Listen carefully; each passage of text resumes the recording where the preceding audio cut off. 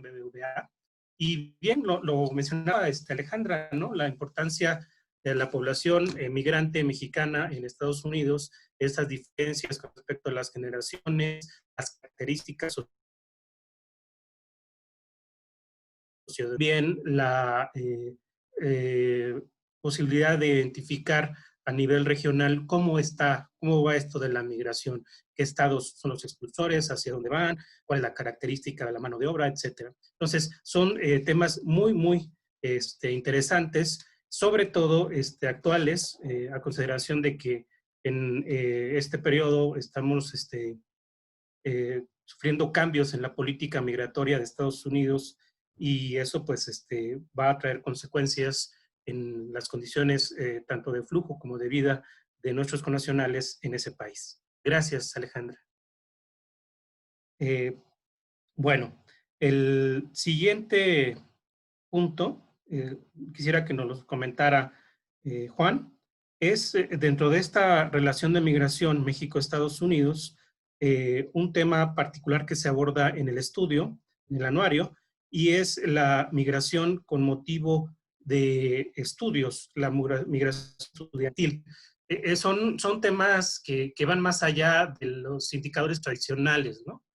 Es decir, esta parte y esta ubicación de cómo se mueven los estudiantes a nivel internacional, en el caso de México, hacia los Estados Unidos o hacia otras regiones, cuáles son los diferentes niveles o grados en los cuales se están moviendo más o menos, hacia dónde se van estas personas y algunas otras características sobre este capítulo. Si nos lo quieres comentar, Juan, por favor.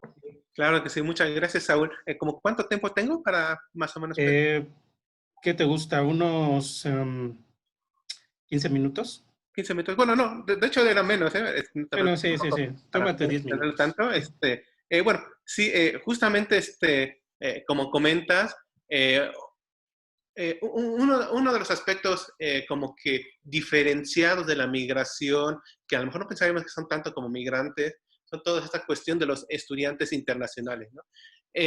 Pues obviamente quería iniciar invitando a todos que si tenían preguntas, dudas sobre el tema de migración, pues adelante nos lo pueden hacer. Y la única cosa que no les podemos hacer es si quieren migrar a Estados Unidos, contactarles a algún coyote, ¿no? Porque vemos, pues como que no nos es permitido, pero justamente en este capítulo lo que quería es comentarles, pues si quieren ir a Estados Unidos para buscar nuevas oportunidades, no solamente económicas, sino también profesionales, pues no lo hagan a través de un coyote o brincándose en la cerca del norte, ¿no? Yo creo que una de las mejores formas de ir, dado que ustedes ya tienen cierto nivel educativo, es migrar a través de una beca, migrar a hacer un posgrado o un doctorado, o migrar haciendo un intercambio, ¿no? Y por eso en este anuario, dado la importancia que tiene para el Consejo Nacional de Población y para Fundación BBVA, incluimos un apartado sobre los estudiantes internacionales, ¿no? Ya comentaba muy bien Saúl, en el mundo hay cerca de unos 230 millones de migrantes en el mundo, pero de esos, aunque a lo mejor siempre pensamos en el migrante laboral, en el migrante que por falta de oportunidades va, o en un conjunto de personas que a lo mejor no son consideradas migrantes, pero son refugiados, también existen estas personas que son los estudiantes internacionales, ¿no? Estudiantes migrantes internacionales, ¿no? Se estima que en el mundo hay alrededor de unos 5 millones de estudiantes internacionales, considerando licenciatura, maestría, posgrado, estos sin considerar los de intercambio. ¿Por qué? Porque como muchos de intercambio lo hacen por un periodo corto, no se contabilizan en esto, si no sería incluso hasta el doble de la cifra. Lo que observamos es que a nivel mundial, gran parte de los estudiantes internacionales provienen de China, de India, de algunos países también desarrollados, pero también hay un volumen importante de estudiantes internacionales que provienen de México, ¿no? Y ha aumentado en los últimos años. En los datos que viene, por ejemplo, en esa publicación del anuario, tenemos que, por ejemplo, en 2007 habían cerca de 23,000 estudiantes mexicanos internacionales, ¿no? A esos hay que sumarle todos los que hacen intercambio, dado que es un periodo de menos de un año. Y para 2017 esta cifra creció casi un 50, 70%. Pasamos de 23,000. El último dato que tenemos es que hay cerca de 32,000 estudiantes mexicanos internacionales en programas de tiempo completo, ¿no? Sin considerar el intercambio. Lo cual nos habla que sí ha crecido al menos la búsqueda de estas oportunidades o la búsqueda de también conocer nuevas culturas, conocer otros países, otras costumbres y, o por qué no, formarse también para poder tener mejores oportunidades de empleo y de apoyar a México, ¿no? Y bueno, ¿dónde van los estudiantes internacionales? Eh, como que es más, al analizar los datos, como que nos resulta relativamente obvio cuáles son los resultados. La gran mayoría van a Estados Unidos, en segundo lugar a Reino Unido y tercer lugar a Australia y así sucesivamente otros países desarrollados. Está Rusia, Alemania, Francia, para los mexicanos un poco España. Está como muy ligado como esta cuestión del idioma, ¿no? Casi pensando en el mundo, 40% de los estudiantes internacionales va a estos tres países que hablan inglés, ¿no? Estados Unidos, Reino Unido y Australia, ¿no? Que son como, probablemente por la facilidad del idioma, pensando que uno va a ir a otro país. Y obviamente, por ejemplo, en el caso de los latinoamericanos, por las restricciones del idioma, muchos eligen España como país para hacer algún intercambio, maestría o doctorado, ¿no? Para el caso de México, hay que considerar que Estados Unidos no es la única opción. También ha crecido de forma muy importante los intercambios a Canadá. Por ejemplo, en 2010, en el ciclo escolar 2010-2011, habían alrededor de 1,700 estudiantes de tiempo completo en licenciatura, maestría y doctorado, ¿no? Pero para 10 años después, para 2017-2018, ya habían cerca de 3,000 estudiantes, ¿no? ¿Cuáles son los destinos preferidos? Por ejemplo, la Columbia Británica, principalmente Vancouver y la zona cercana. También tenemos Quebec, la ciudad de Quebec, y en Ontario, principalmente Montreal y Toronto son los principales destinos de los estudiantes, tanto a nivel mundial como de los estudiantes mexicanos para hacer una, una maestría, doctorado o una licenciatura en Canadá, ¿no? Ahora, si comparamos, por ejemplo, las cifras que hay en Estados Unidos, dijimos que en Canadá hay cerca de 3,000, en Estados Unidos, en tiempo completo, sin considerar a los que se van a intercambio, hay cerca de 17,000, 15,000 estudiantes mexicanos, ¿no?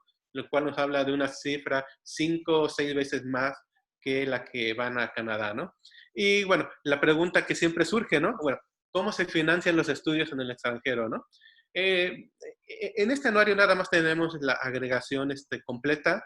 Lo que encontramos es que al menos para nivel de licenciatura, gran parte de los que van a estudiar en el extranjero lo financian con recursos propios de sus familias, pero esta composición se vuelve como un poquito más diferente cuando se trata de maestría o doctorado, donde ya predomina un poco más la beca, e incluso hay dos tipos de becas que predominan. Uno, la que uno puede obtener en su país de origen, en este caso, por ejemplo, México, a través de la universidad de origen o a través de CONACYT, y las otras becas son las becas que otorga la universidad o el país de recepción, ¿no? Por ejemplo, en España, la Fundación Carolina, por ejemplo, en Estados Unidos, por ejemplo, que puede entrar un poco a la Fulbright, aunque no lo da la universidad, sí lo da un convenio internacional.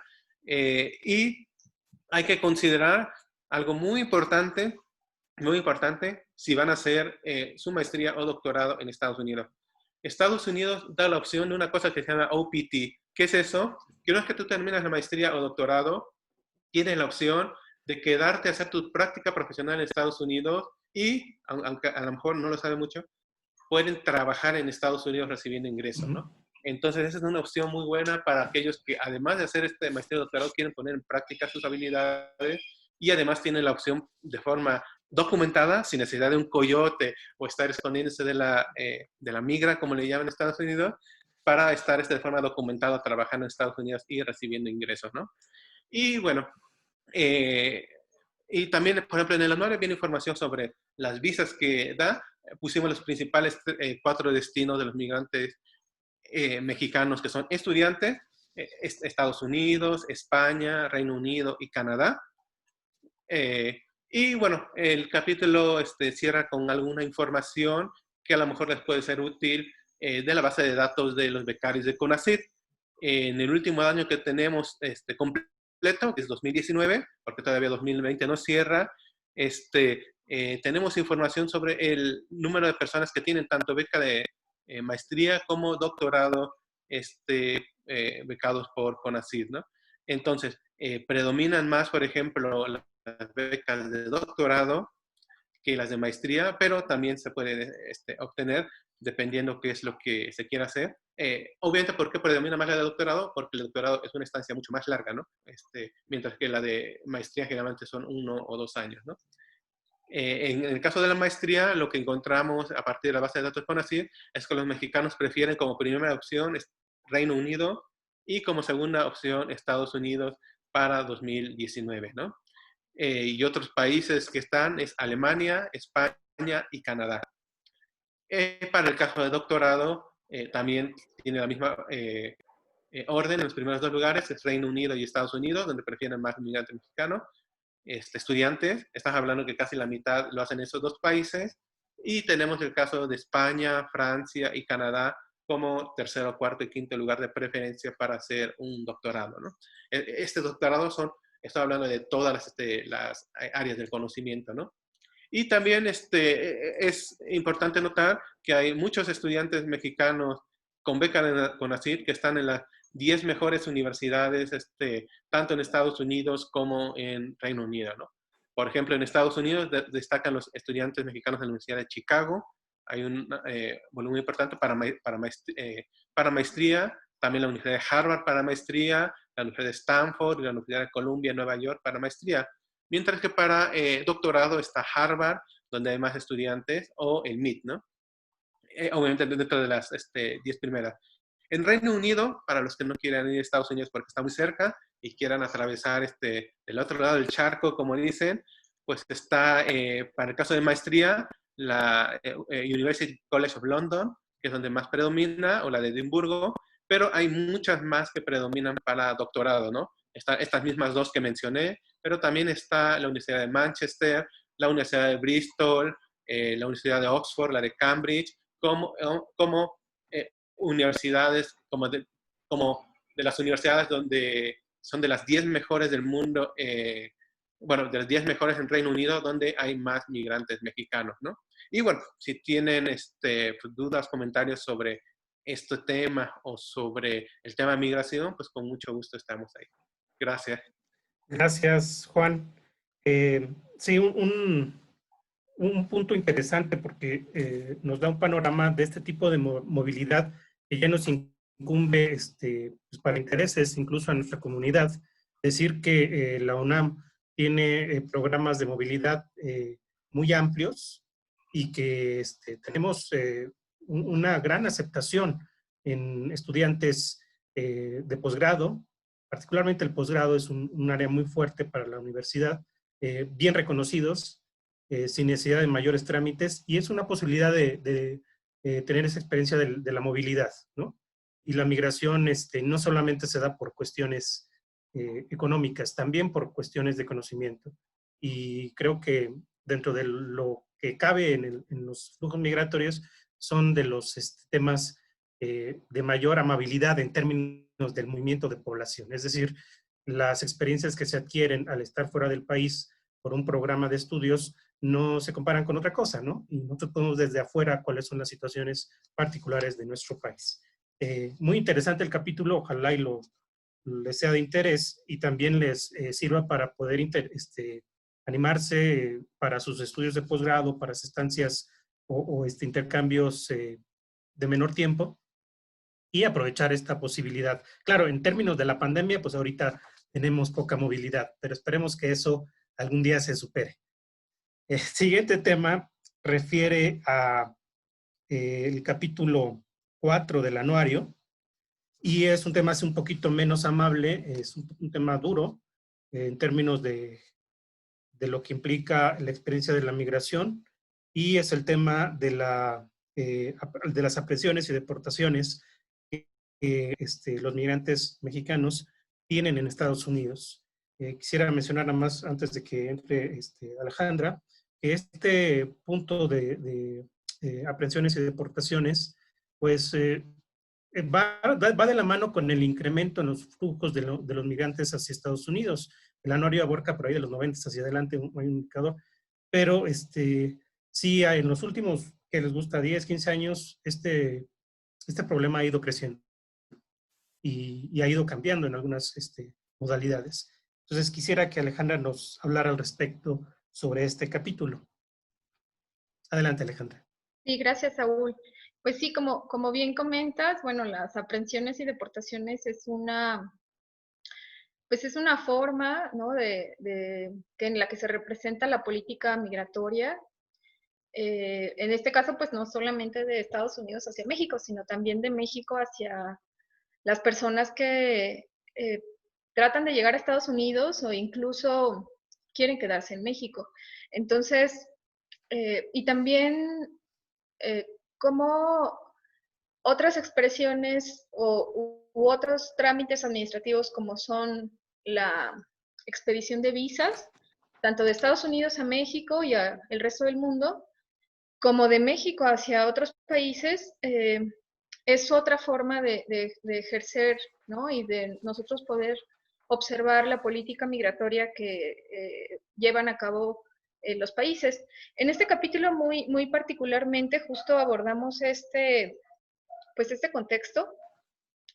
Lo hemos hecho ya en varios anuarios con el interés justo de documentar los cambios no precisamente a veces en las políticas, pero a veces en las medidas que se realizan, ¿no? Que vienen dirigidas a veces de políticas no muy claras, ¿no? Por parte de los países, pero que también, bueno, afectan, como tú señalas, no es un capítulo amable en el sentido en que pues hablamos de devoluciones, aprehensiones, y también hay otra sección que nos parece muy importante y que hacia allá va encaminado gran parte de los esfuerzos de la política migratoria y es a la migración ordenada y documentada, como son los trabajadores agrícolas de México hacia Canadá, ¿no? Que es un programa que ya lleva desde los años 70 y que ha venido incrementándose año con año. Con esa información abre el capítulo.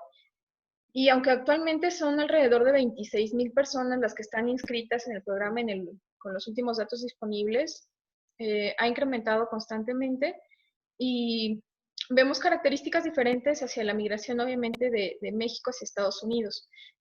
Y pues señalo que es uno de los aspectos hacia donde va encaminada la política. México formó parte de uno de lideró, de hecho, el más reciente Pacto Mundial de Migración para una migración ordenada, segura y regular. Y aunque todavía hay mucho debate al respecto, pues este tipo de programas como de Trabajadores Agrícolas México-Canadá es una expresión y es una forma en la que entra, ¿no? En este marco y en este pacto. Entonces, en el capítulo podrán encontrar desde estas formas de hacer política, como les mencionaba. Otra, pues, son las detenciones de personas de Centroamérica principalmente, pero también de otras partes del mundo. Esto resulta muy importante y muy interesante para el país porque si bien los medios nos han inundado de noticias de migrantes y población de Honduras, Guatemala y El Salvador, que por obvias razones ¿no? han pistado la tierra mexicana para llegar a Estados Unidos o bien para quedarse aquí, me refiero a pues, altos índices de homicidio. Por ejemplo, Honduras y El Salvador, ¿no? Tienen a veces los índices más altos a nivel mundial en algunos años, ¿no? Entonces, eso por un lado. Y el capítulo muestra cómo México por desgracia, se han cambiado la terminología de no detener, ¿no? A otra terminología como de asegurar, ¿no? Pero que si nosotros pudiéramos ver un poco las detenciones que se han hecho por parte de México y por parte de Estados Unidos, vemos un juego interesante entre estas detenciones, en gran parte a las medidas que se han tomado, se han llevado a cabo, por ejemplo, el Plan Frontera Sur, ¿no? Muy sonado hace algunos años, y también la entrada de Trump, también marca ahí como otra tendencia de cómo se han hecho las detenciones en nuestro país. Eso se puede encontrar en el capítulo. Otro aspecto muy importante, y es el que señalaba las detenciones de mexicanos en Estados Unidos, ahora con la pandemia, tratamos de mostrar los últimos datos, junio, julio, ¿no? de este año. Y lo que vimos, y es otro aspecto que nos va a interesar seguramente en este siguiente anuario, es cómo está el comportamiento de las poblaciones en las fronteras.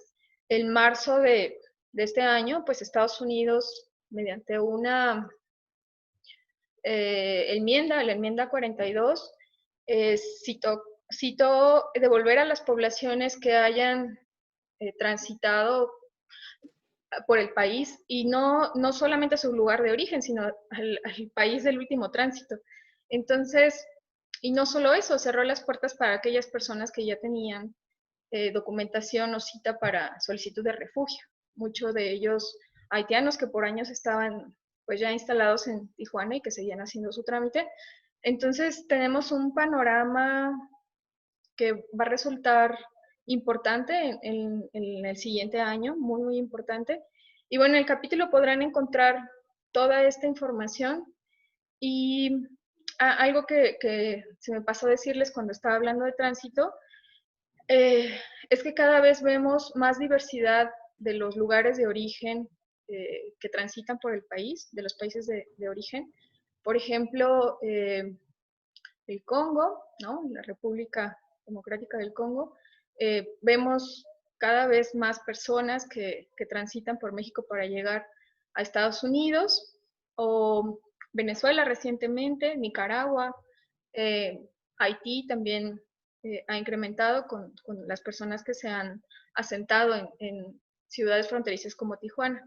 Entonces, a grandes rasgos es como lo que pueden encontrar en el capítulo. La verdad es que es un capítulo muy rico, muy interesante, bueno, eso nos parece a nosotros, y pues tiene cifras lo más reciente que se pudieron incorporar. Muchas gracias, Alejandra. De verdad, es un tema bien, bien importante para los que están ávidos de información sobre este punto de la política migratoria. Y bien lo mencionabas, no solamente es lo que está pasando en Estados Unidos, también lo que está haciendo México al respecto, los cambios que han venido ocurriendo. La migración no solamente de nuestro país, sino la que viene de paso. Eso también importa y tiene impacto para nuestro país. Bueno, gracias, Alejandra. Vamos al último punto de reflexión en esta mesa, y es el tema de las remesas. A la par del flujo de personas y en sentido contrario, una gran cantidad de migrantes lo hace por motivos económicos y no necesariamente lo hace o se lleva conjunto familiar, sino hay una migración por motivo laboral que mantiene un arraigo al país de origen, y este arraigo pues son los flujos de dinero. Debo mencionar que a pesar de las condiciones de pandemia y de las políticas en Estados Unidos, este año se esperan más de 30,000 millones de dólares de remesas. Seguramente será un año récord, y es paradójico considerando que las condiciones de los trabajadores en Estados Unidos no son las más favorables, sobre todo por el capítulo que ya mencionaba anteriormente de las características laborales de la población mexicana en ese país. Pero ante todo y contra todo está el flujo de dinero. México no es el único país que depende en gran medida, en términos de flujos de divisas, de esta fuente. También tenemos otros países como China o como la India, y de eso trata el capítulo número, perdón, ahí se me va, número, ¿dónde está? el número 8, Ocho. es el 8, perdón, es que me confundí. El capítulo número 8, que precisamente trae esta radiografía sobre el flujo de dinero hacia estos centros de expulsión de migrantes. Entonces, Juan José, si quieres comentarnos al respecto del capítulo. Sí, muchas gracias, Saúl. Justamente cuando pensamos en el tema de migración, pensamos como que en el migrante que va a Estados Unidos y junta dinero para amasar una fortuna para que le va bien, ¿no? Pero la cosa es mucho más compleja de lo que parece. No es tanto así muchas veces por decisión personal, sino muchas veces es una decisión familiar. Y en muchos casos los migrantes no lo hacen con el fin pensar de enriquecerse personalmente, ¿no? Sino lo hacen por falta de oportunidades en México y lo hacen con un fin, digamos, un poco personal, pero también en gran medida familiar, ¿no? Es decir, no piensan nada más en generar ingresos para ellos, ¿no? Sino, dado que no hay oportunidades en México, voy a Estados Unidos porque necesito generar ingresos, no nada más para subsistir, sino para que mi familia subsista, ¿no? No nada más mis esposas, hijos, sino también muchas veces mis padres, ¿no? Entonces, de los migrantes dependen muchas personas, del flujo de este dinero que le llaman remesa, que mandan los migrantes, dependen muchas familias en México, ¿no? Se estima que cerca de 1.6 millones de hogares en México más o menos dependen de forma muy importante de las remesas, ¿no? Pero bueno, nada más para iniciar un poco en orden y darle un poco de contexto, las remesas en el mundo ascienden alrededor de unos 650, 700 mil millones de dólares, que es un monto muy importante. Este año va a caer debido a la pandemia, entonces a lo mejor estará más cercano a los 600 mil millones de dólares. Y esto es casi igual, para que más o menos se dimensione, al PIB o al Producto Interno Bruto de países como Suiza, Argentina o Arabia Saudita, ¿no? Arabia Saudita, que es de los países petroleros más importantes del mundo, más o menos el flujo de remesas equivale a su PIB, ¿no? Para más o menos tenerlo como en un contexto, ¿no? Y bueno, primero, ¿de dónde provienen las remesas? Bueno, proviene de donde están los migrantes, y dado que los migrantes migran a lugares donde tienen más oportunidades laborales y a países de mayor ingreso, los principales países de donde salen las remesas son los países desarrollados que atraen fuerza de trabajo migrante, ¿no? Estamos hablando, por ejemplo, de Canadá y Estados Unidos, que concentran casi una cuarta parte del origen de las remesas a nivel mundial. Estás hablando de los países europeos, principalmente Francia, España, Inglaterra, Italia, Alemania, y también estamos hablando de los países árabes, ¿no? Los países árabes petroleros desarrollados atraen mucha migración de la India, de Pakistán, de Afganistán, principalmente para el sector de la construcción, ¿no? Y bueno, ¿hacia dónde van las remesas? Bueno, las remesas van a los países de origen de estos migrantes, ¿no? En este caso, a nivel mundial, los principales países que reciben remesas, como ya bien señaló Saúl, es la India y China, ¿no? Pero México es el tercer país que más recibe remesas en el mundo. Se estima que este año las remesas van a llegar a cerca de 40 mil millones de dólares, que es un monto muy importante, lo que representa, para tenerlo en un contexto, debido a la depreciación y debido a la caída en el PIB de México, el año pasado las remesas representaban cerca de 3% del PIB. Para este año es muy probable que represente casi cerca de 3.8 o 4% del PIB, ¿no? O sea, es un monto muy importante para México, que mueve mucha economía, que genera mucha circularidad para el consumo, pero bueno, es muy importante, pero todo es relativo en la vida, ¿no? Por ejemplo, si se compara, por ejemplo, con Haití, en Haití representa 35% de su PIB, ¿no? Es decir, Haití vive de las remesas, ¿no? Países como Honduras y El Salvador, que están muy cerca de nosotros, representa 20% de su Producto Interno Bruto, ¿no? De hecho, El Salvador es un país que está dolarizado, ¿no? Por todas estas cuestiones que ha habido, ¿no? Y bueno, ya hablando más específico del tema de las remesas, que es en México, bueno, ¿qué es básicamente una remesa? Básicamente una remesa es una transferencia unilateral, ¿no? Es decir, que no hay un producto o servicio a cambio, ¿no? La persona voluntariamente manda ese dinero sin que haya una contraprestación a cambio, ¿no? Y bueno, en el caso de México, dado la evolución de las tecnologías, podemos decir, ¿cómo llegan las remesas a México? casi todas se hacen por transferencias electrónicas, cerca de como 95% se hacen por transferencias electrónicas. También dependemos de un solo país, 95% de las remesas vienen de Estados Unidos. Y bueno, ¿a dónde llegan las remesas aquí en México? Pues llegan, igual que como en los países, a los estados que mandan más migrantes, ¿no? Históricamente, los estados que más han mandado migrantes se concentran en lo que llaman la región tradicional de migración. Estamos hablando de Guanajuato, Michoacán, Jalisco, Zacatecas, es decir, como que el Bajío. Y bueno, dado ese importante volumen de migrantes que mandan, también son estados que dependen fuertemente de las remesas. Por ejemplo, Michoacán, Zacatecas, casi el 10% de su Producto Interno Bruto depende de las remesas, ¿no? Pero hay otra región más reciente que recibe un poco menos de remesa, pero que en proporción de su ingreso es muy importante, ¿no? Es toda la región centro-sur, que es como de la nueva migración de México hacia Estados Unidos. Estamos hablando un poquito de Puebla, Estado de México. ¿Por qué no la Ciudad de México? Nosotros también somos importantes expulsores de migrantes, aunque no lo vemos. Guerrero, Oaxaca, ¿no? Por ejemplo, en Guerrero y Oaxaca también representa cerca del 10% de su Producto Interno Bruto de las remesas, ¿no? Lo cual es un monto muy, muy importante. Una cosa que también nos preguntan es, oigan, entonces, los países del norte, más las ciudades del norte, son también muy importantes expulsores de migrantes. No es así tan claro, ¿no? ¿Por qué? Bueno, ahorita un poquito más por el COVID, pero no es así tan claro. ¿Por qué? Porque los que viven en la frontera del norte no se consideran migrantes y mucho se debe a que ellos trabajan en Estados Unidos pero viven en México, ¿no? Lo cual, pues pueden ganar lo mejor de ambos mundos, ¿no? Gano en dólares pero gasto en pesos, ¿no? Lo cual estaría como que muy bien para muchos de nosotros, ¿no?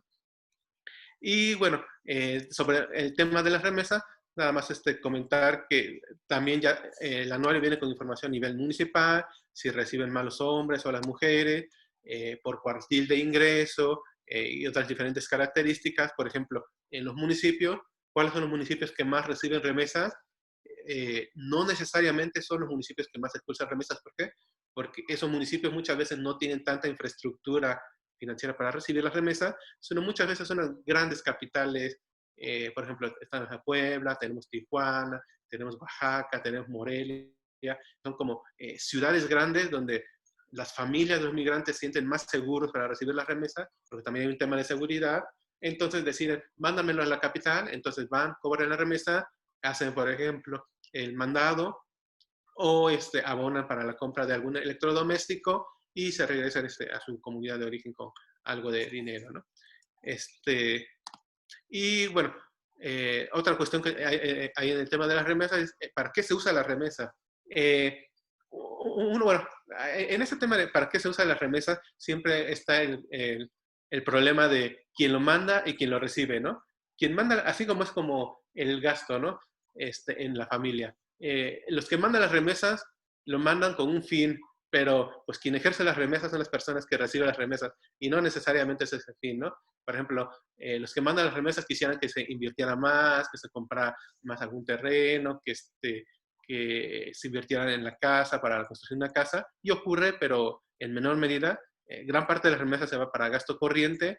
Entonces, aquí en México las remesas, gran parte se consumen en consumo, bueno, se va a consumo, alimentación, educación, vestido, salud, que son los principales usos de las remesas. Y también un punto muy importante, se usan también para pagar deudas, porque no es gratis viajar a Estados Unidos, y por eso les decía a los de los coyotes que no se los podemos recomendar, porque el costo promedio de un coyote para llegar relativamente seguro a Estados Unidos, para los mexicanos, lo calculó justamente Alejandra hace unos par de años, estamos hablando de cerca de 80,000, 100,000 pesos, ¿no?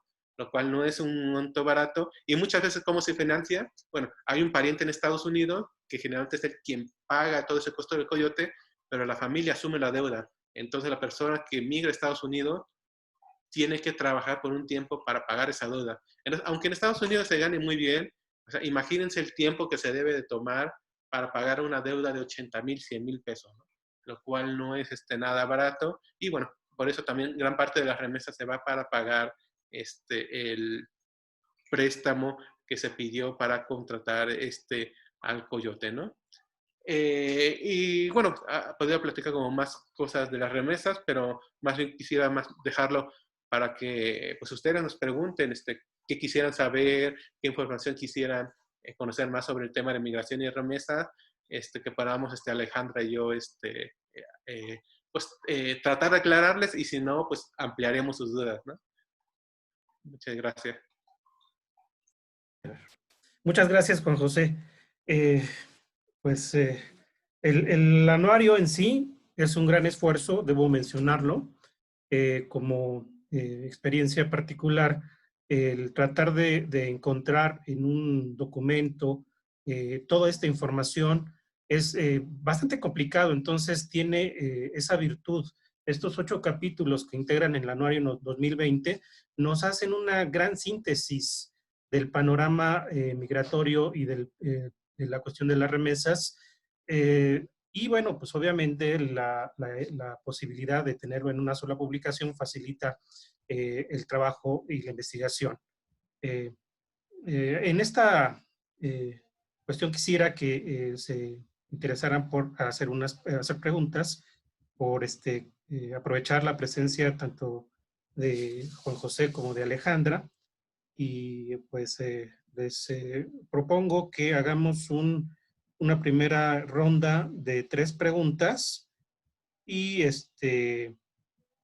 podamos obtener las respuestas de nuestros participantes. ¿Qué les parece? ¿Podremos hacer esta ronda?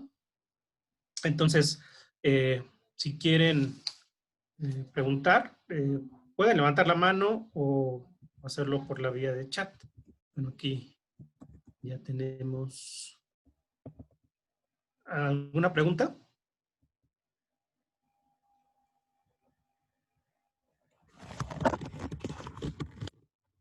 Víctor Cruz y Sí, a Juan. mí me gustaría saber si existen estadísticas para seguir monitoreando las deportaciones que hay, que se venían dando a partir de del sexenio del, desde que subió Trump al poder.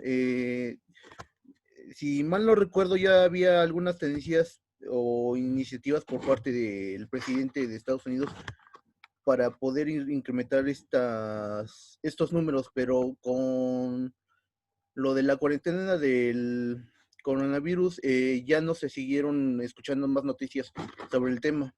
Entonces, me gustaría saber si hay alguna fuente de información donde ver las cifras de este fenómeno. Gracias, Víctor. Claudio Borbón tiene otra pregunta. Perdón, Víctor, ¿tienes a alguien en especial o lo dejamos abierto para... No, es una pregunta abierta. Ok, gracias. Claudio, ¿te escuchamos? Sí, o lo puedo leer. Claudio dice, ¿es el incremento de remesas en un contexto de pandemia motivo de celebración, como lo dice el presidente? No sé si lo dirige a alguien en particular. Y tenemos otra pregunta acá de César Emanuel de la Rosa. ¿A qué se debe que se espere un aumento de remesas a pesar de la crisis por la pandemia? Bueno, tenemos estas 3 preguntas. No sé si la quisieran contestar alguien en particular. Adelante. Alejandra. Sí, la de las aprehensiones solamente, sí hay varias fuentes de información.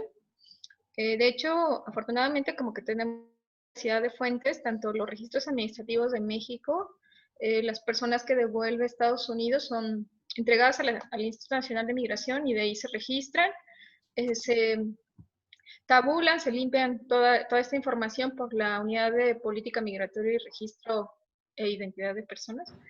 Y pues son públicas, se pueden, y bueno, son públicas y se encuentran también en el anuario. Y bueno, también están los registros administrativos pues, de Estados Unidos. Respecto a este periodo, justamente en el anuario incorporamos la última información que en ese momento teníamos, que era junio de 2020, y de la población aprendida. Y básicamente, pues, en general este año ha sido,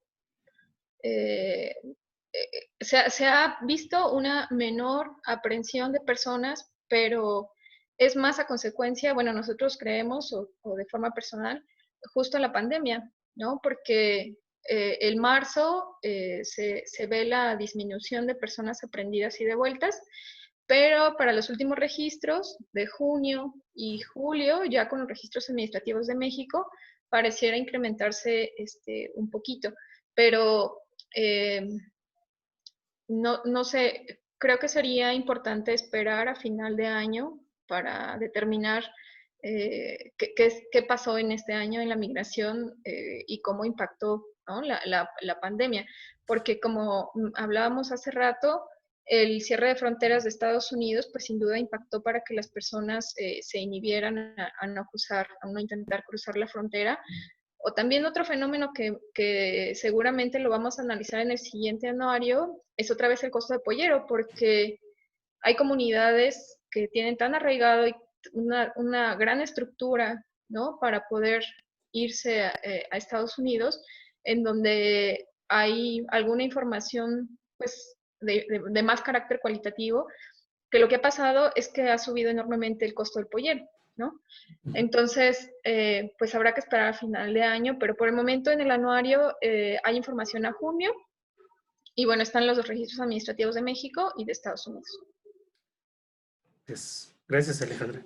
Y estas dos preguntas adicionales, la de Claudio y la de Manuel, iban muy relacionadas a la cuestión de si es motivo de celebración las remesas, que aumente las remesas, y si, cómo se explica ese aumento de remesas a pesar de la pandemia.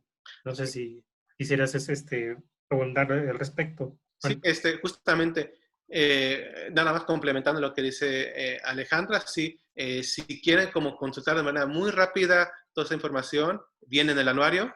Nosotros ponemos algunas gráficas de los años más recientes, pero cada gráfica tiene un vínculo donde pueden descargar el archivo de Excel y viene la base de datos completa para que puedan hacer un análisis muy rápido, tanto de las aprehensiones en México como de los repatriados de mexicanos, como de las detenciones en Estados Unidos, ¿no? Y también hay estadísticas en el Observatorio de Migración Internacional, que coordina también Alejandra, ahí en la página del Consejo Nacional de Población, donde vienen varias de estas estadísticas, ¿no? Respecto al tema de las remesas, que sí es un motivo de celebración, pues es como complicado, es como motivo de a lo mejor tiene una similitud muy relacionada como con el tipo de cambio, ¿no? Si nos conviene o no tener un tipo de cambio apreciado o depreciado. Pero en el caso específico del tema de las remesas, hay que considerar que la única forma en la que un país puede tener remesas es que tenga migrantes en otro país, ¿no? Entonces, dado que gran parte de la migración es por temas económicos, celebrar las remesas significa celebrar que nuestro país no le pudo dar oportunidades a su gente y tuvo que emigrar a otro país, ¿no? O sea, realmente como que no es una cuestión de celebrar, sino más bien así es, ¿no? Dado que hubo ciertas condiciones en México desfavorables económicamente y que el diferencial salarial entre México y Estados Unidos es de casi 5 veces, pensando que a lo mejor el salario mínimo mensual es de 3,000 pesos aquí en México. En Estados Unidos, para una persona que ya tiene 3 años ahí trabajando o que ya tenga una documentación, estamos hablando de unos 12, 15 dólares por hora. Y una persona no documentada, estamos hablando de unos 8 o 10 dólares por hora. Entonces, realmente el diferencial de salario es muy alto, por lo cual también hace que mucha gente de México migre allá. Y bueno, sí, las remesas son eso, ¿no? El reflejo de una migración de personas que no pudieron obtener oportunidades de trabajo acá en México, ¿no? Y respecto a la segunda pregunta, ¿por qué crecen las remesas pese a la crisis económica, pese a que el PIB de México va a caer 8% y el PIB de Estados Unidos 4%, 3% este año? Bueno, son muchos los factores que están detrás. Uno primero tiene que ver con la depreciación. Al haber una fuerte depreciación del peso, estamos hablando que llegamos casi al 30% de depreciación del peso contra el dólar. Los migrantes de Estados Unidos ven que valen más como ya de por sí iban a mandar a futuro, adelantan envíos de remesa y ven que valen más sus remesas convertidas a peso y ya eso puede servir un poco más para los proyectos productivos que tenían, como inversión, comprar un terreno, comprar algún bien para sus familiares, ¿no? Ese es un factor. El segundo factor es que Estados Unidos dio muchos estímulos fiscales tanto a los migrantes, a toda su población, e incluso a migrantes no documentados, ¿no?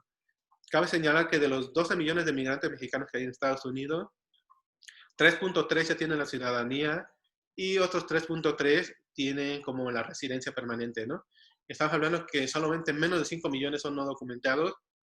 Entonces, muchos migrantes mexicanos también recibieron apoyo de los programas federales de Estados Unidos que fueron de montos muy importantes. Entonces, parte de eso se transfirió en remesas, en lo cual también podemos decir que la administración Trump contribuyó a que aumentaran las remesas a México. Y tercero, hay una cuestión como que es muy específico de esta pandemia, ¿no?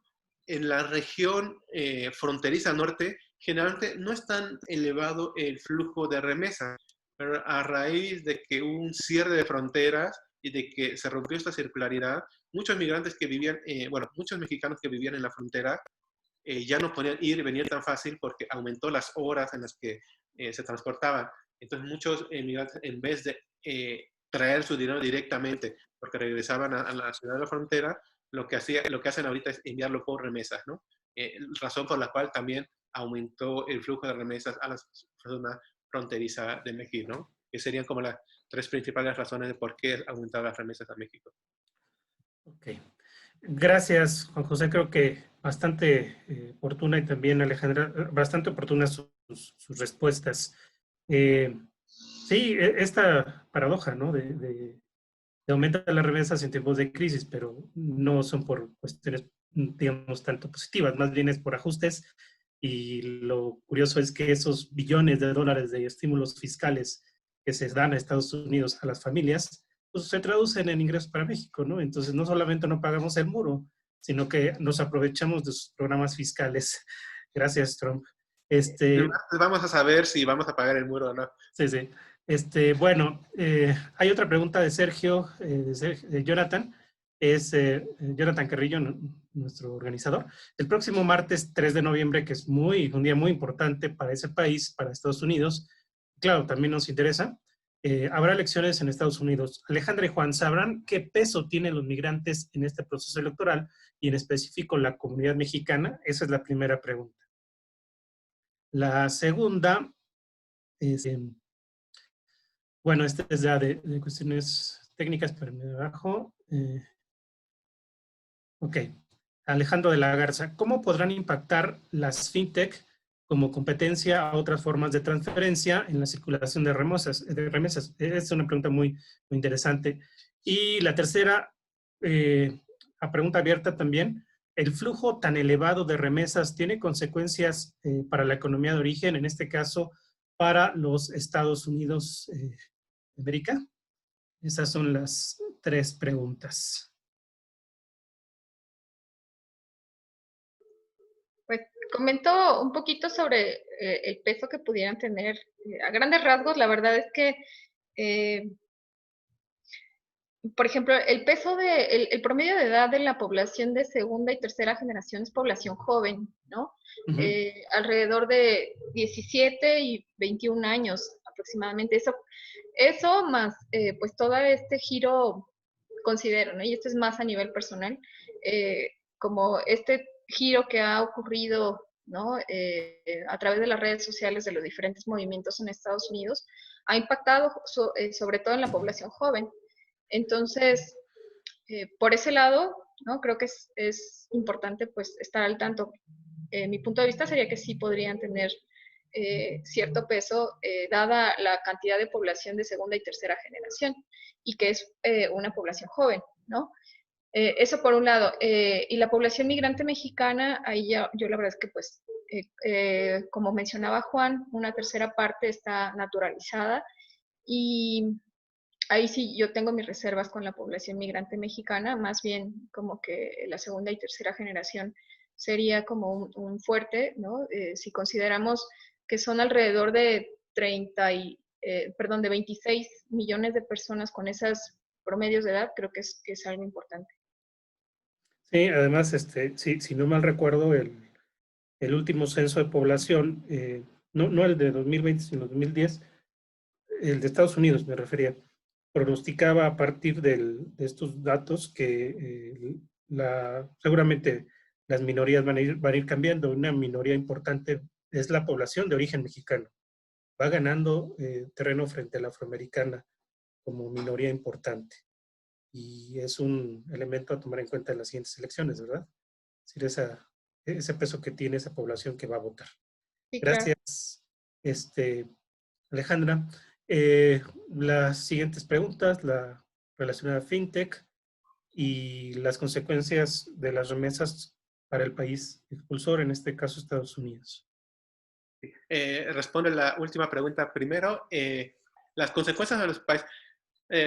Recordemos que si hay migración a ese país es porque realmente requieren la mano de obra, ¿no? Entonces, esa mano de obra migrante se les paga mucho menor a una mano de obra que si fuera nativa, ¿no? Entonces, realmente ellos están beneficiando de una fuerza laboral que muchas veces es calificada en cierta calificación, no necesariamente la calificación que digamos títulos universitarios o algo así, sino por ejemplo tienen calificación por ejemplo en agricultura, tienen calificación ganadería, calificación para hacer maquila y todo eso. Entonces como que se están beneficiando de eso con un pago menor, ¿no? Entonces realmente el monto de las remesas tiene muy pocas consecuencias negativas en los países de origen, ¿no? Al contrario, la gran aportación de la fuerza de trabajo migrante es la que ha consolidado gran parte de los países en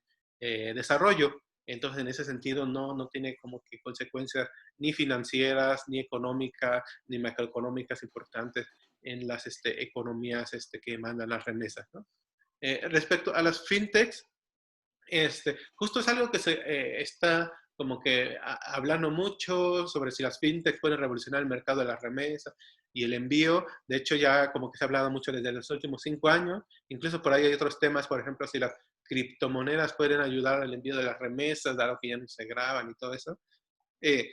Lo cierto es que hay que tomar en cuenta que, como ha dicho el presidente, hay lugares en donde se cobra a lo mejor el precio, por ejemplo, para enviar de Estados Unidos a una cuenta aquí en México, el precio promedio para enviar $300 son como $5, ¿no? Aproximadamente. Pero ese monto puede convertirse hasta en $10 dependiendo de la comunidad donde esté. Por ejemplo, si es un municipio muy aislado, muy lejano, o donde hay una única tienda o donde es difícil trasladar el efectivo, pues generalmente lo mandan a una comunidad chiquita, pues a lo mejor el costo ya no es $5, sino es $9, $10, ¿no? Lo cual a lo mejor aumenta, y aumenta más por esta cuestión de la infraestructura, ¿no? Dado que es un lugar muy lejano para mandar las remesas, ¿no? Si se mandaran a una ciudad o algo así, sería muy barato. Incluso hay transferencias de cuentas desde Estados Unidos a México que casi es gratis, ¿no? Entonces no cobran, ¿no? ¿A qué voy con esto justamente con las fintechs? Pasa justamente lo mismo. Piénsenlo, por ejemplo, ¿no? Si la comunidad donde mandas las remesas no tiene celular o muy poca, o la gente que lo recibe, por ejemplo, en este caso, un adulto mayor de más de 60 años que no sabe ocupar el celular, probablemente no sepa ocupar las tecnologías de información, muy probablemente ellos continuarán con el mismo proceso, es decir, ir a un cajero, ir con la persona de confianza del pueblo para ir a comprarlo, ¿no? Y por el otro lado, si ya estás metido en todo el esquema tecnológico y de finanzas, por ejemplo, alguien que habita en una ciudad y que ya tiene una cuenta, probablemente sea mucho más barato que te depositen en tu cuenta directamente, ¿no? ¿A qué voy? A que sí ha crecido de manera muy importante el uso de las fintechs, más entre las personas jóvenes de menos de 40 años para el envío de las remesas, pero sigue siendo muy limitado, dado que por un lado las personas, no necesariamente las personas mayores pueden ocuparlo, y por el otro lado, el mercado objetivo, que son las grandes urbes, ya están ocupados por otros cualquier lugares, ¿no? La pregunta es, ¿por qué te lo quiero mandar? ¿Por qué me lo quieres mandar por fintech si no puedes depositar en mi cuenta? Pero otra, si no tengo una cuenta, por ejemplo, pues no es necesario ocupar una fintech, puedes cobrarlo en una tienda de tu servicio, en un Electra o en un banco a un costo muy similar, ¿no? realmente como que esta revolución sí ayuda mucho en la comunidad, pero como que no ha permeado tanto todavía en la población que manda remesas. Muchas gracias, Juan José. Pues sí, una reflexión importante sobre el papel de la mano de obra en las economías avanzadas, desarrolladas. Por ahí hay algunos estudios como los que hace el Pew Hispanic Center, donde hay estimaciones del impacto de la mano de obra en el Producto Interno Bruto. Y pues sí, o sea, estamos hablando de que 3, 4, 5% de aportación a un Producto Interno Bruto que es más de 20 billones de dólares el de Estados Unidos. Entonces, el costo que tienen es muy bajo realmente. Y en la parte de las fintech, sí, tienes razón, la cuestión de la tecnología y el uso de la tecnología es una barrera para la competencia real para los métodos tradicionales, ¿no? Y seguiremos viendo todavía mucho tiempo el envío de remesas por eh, por estas vías, la cuestión de las tiendas o los bancos, ¿no? Gracias, Juan José. Vamos a otro par de preguntas, yo creo que nos da tiempo. Eh, ¿Qué tan bueno o malo, bueno, este es de Bruno Sánchez, qué tan bueno o malo será que la mitad de la población de México se fuera a trabajar a Estados Unidos? O sea, ¿qué tan bueno será si la mitad de la población se fuera a trabajar a Estados Unidos y si las empresas dejarían de invertir en México? Esa es un poco una pregunta sobre un supuesto, ¿no? O hubiera más inversión para tener más capital, supongo, para la población, ¿no? La segunda pregunta, Juan José, esa sí tiene una. Juan José, eh, bueno, dice Juan José y Alejandra más bien. ¿Cómo podrían explicar que haya tantos niños pequeños no acompañados que se encuentran bajo resguardo de la autoridad eh, migratoria de los Estados Unidos y qué perspectivas tendrían sobre una posible solución a corto plazo? Bueno, creo que podemos ver la otra y ya con esto cerraríamos porque ya son muchas preguntas. Respecto al mismo tema de las próximas elecciones en Estados Unidos, este es de Carla Erika Guerrero, respecto al mismo tema de las próximas elecciones presidenciales en Estados Unidos, ¿cómo creen que cambie la política migratoria en caso de que gane Joe Biden?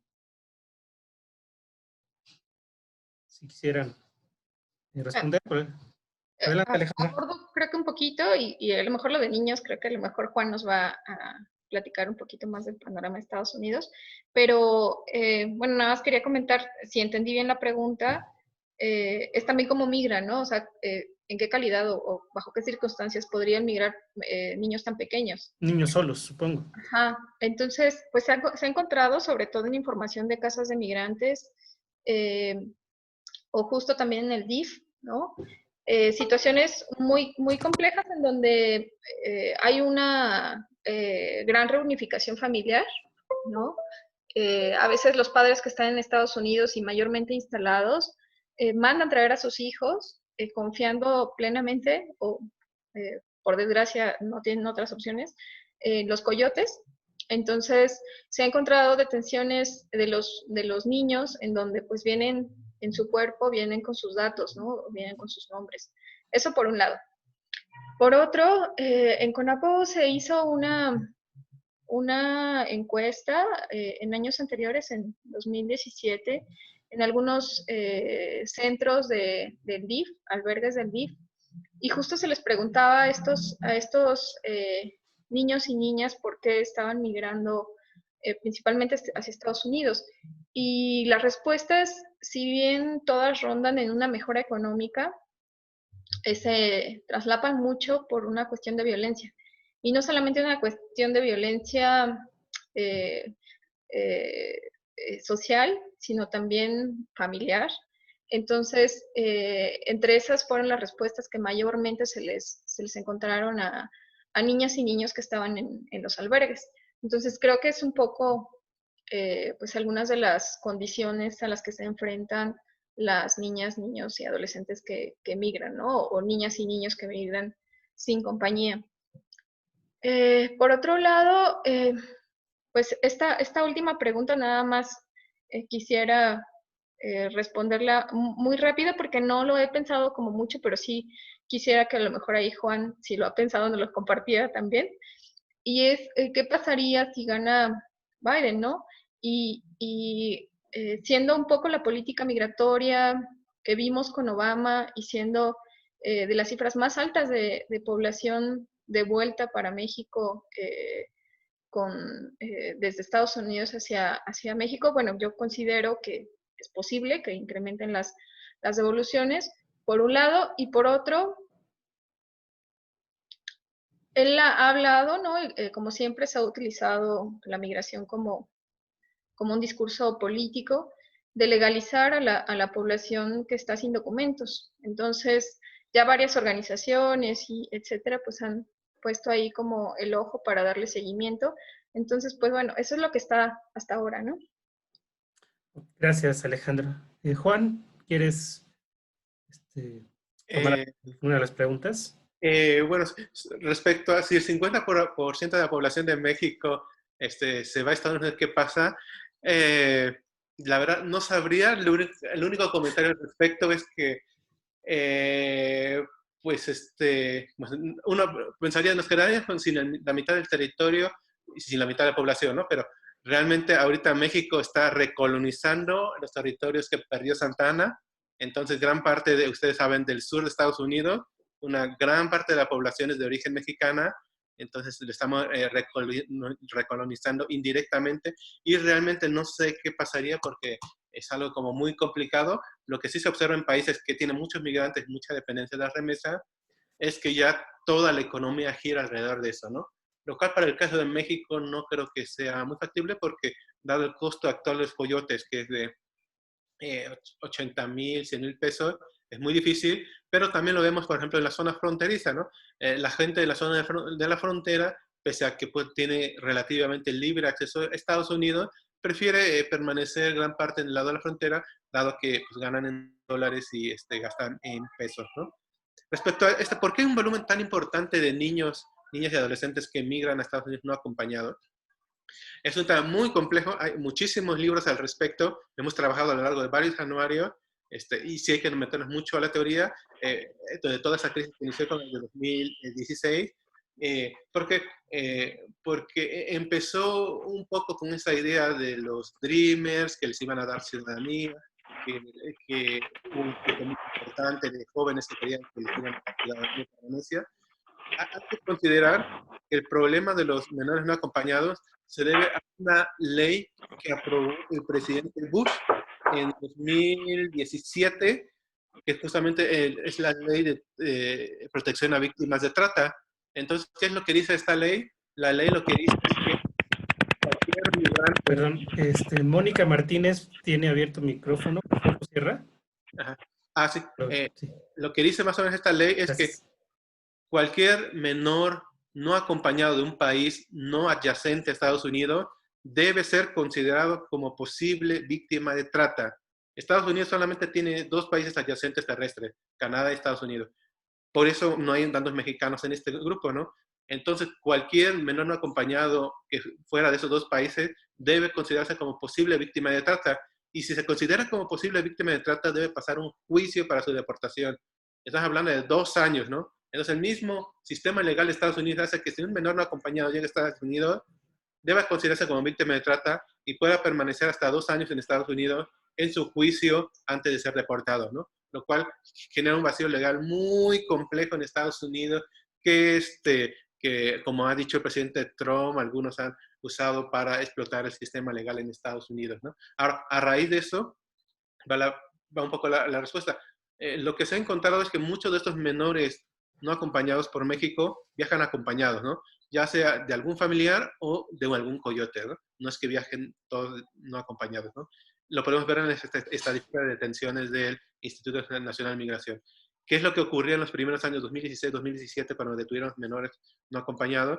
Es que muchos menores, incluso en los diferentes medios de comunicación documental, es que al existir esta ley, lo que hacían es que los niños que estaban acompañados en México pasaban de manera no documentada a Estados Unidos y, y le decían al niño, ve y entrégate al agente migratorio, ¿no? Y dile que soy un menor no acompañado. Entonces, el agente migratorio ya sabía que lo que tenía que hacer era llevarlo hacer el registro y tenía que pasar con todo este proceso de llevar los albergues y luego dejarlo como a un patrocinador en Estados Unidos, ¿no?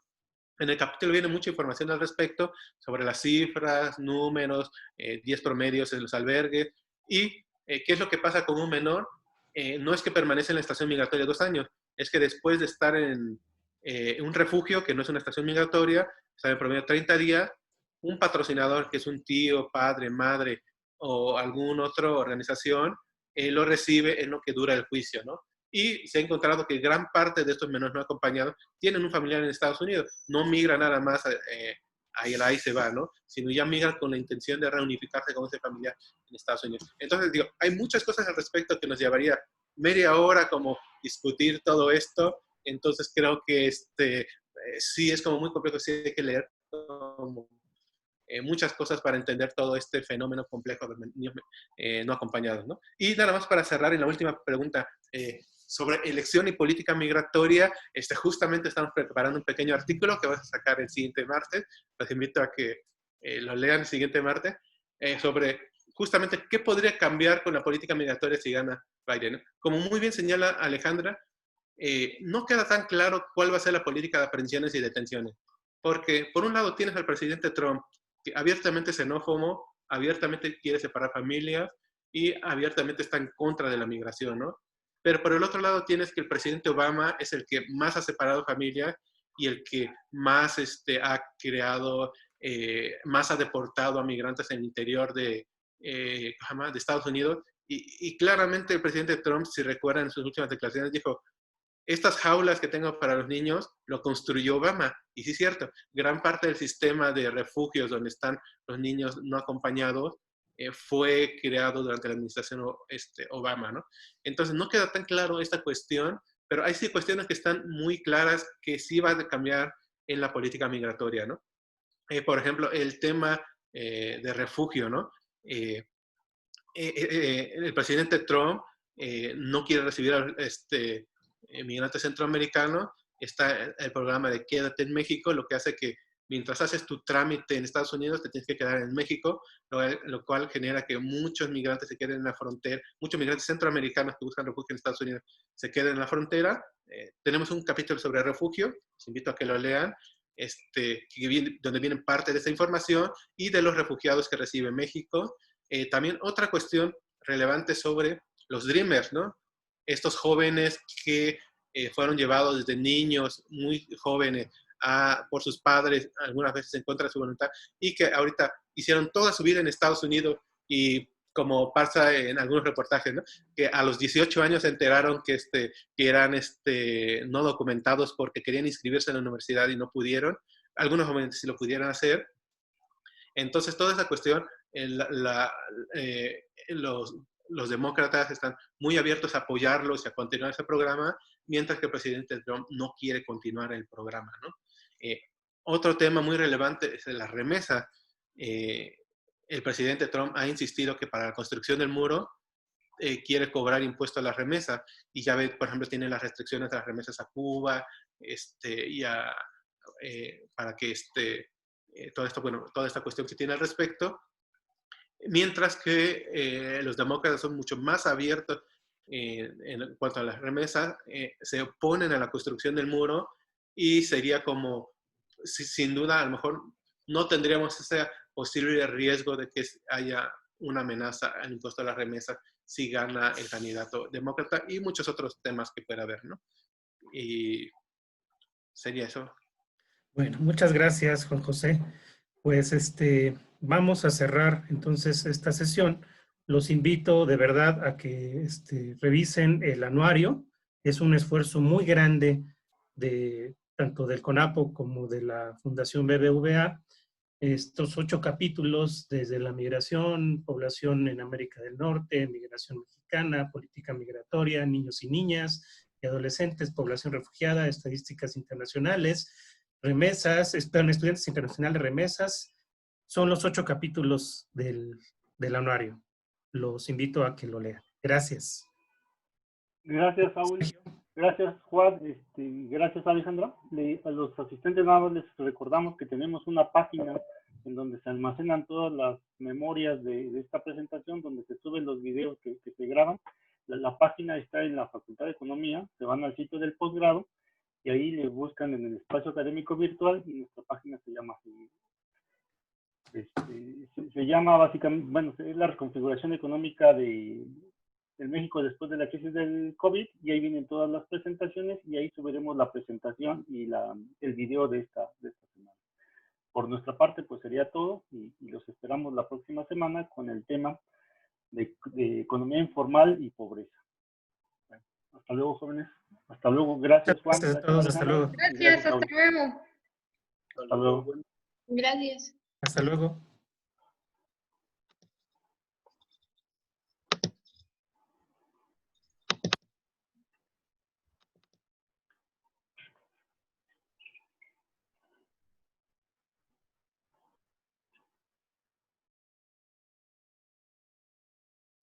Nos vemos, Juan.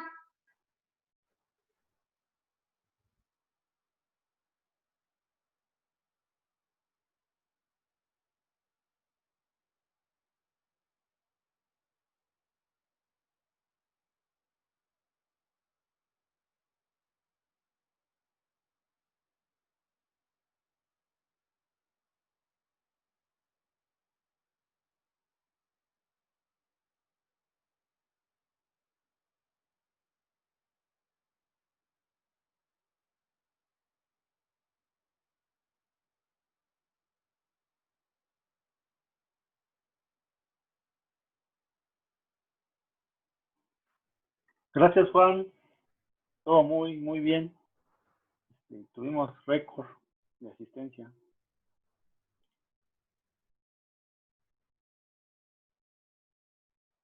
Tienes tu micrófono apagado, Juan. Ya, listo. Ahora sí, te digo que me veo como principiante, no encontraba el botón, estaba oculto. Ya ves que no encendía la cámara al principio. Muchas gracias, John, por la invitación. No, gracias a ti. La semana pasada estuvo muy bien, esta vez estuvo igualmente bien. Y pues es gracias a ti, ¿no? Y a tus invitados. No, muchísimas gracias por la invitación y también por organizar todos esos seminarios. Sí, También no me pude despedir porque no encontraba, estaba apretando todos los botones, no encontraba para también agradecer a Saúl y agradecer a Miguel también. A Edgar, por supuesto, No. creo que sí, que está ahí, está atento a nuestro community manager, ¿no? Creo que es como que está atento a todo esto.